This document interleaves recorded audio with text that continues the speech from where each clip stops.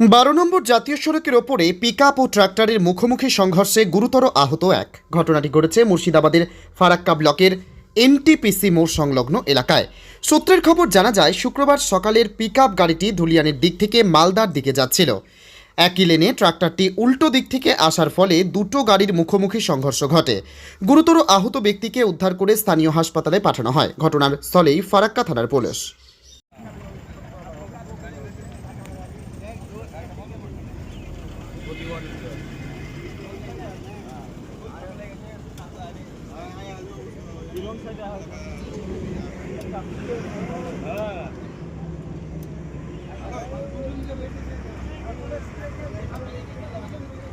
यार बारे এখানে করে দে ডাক্তার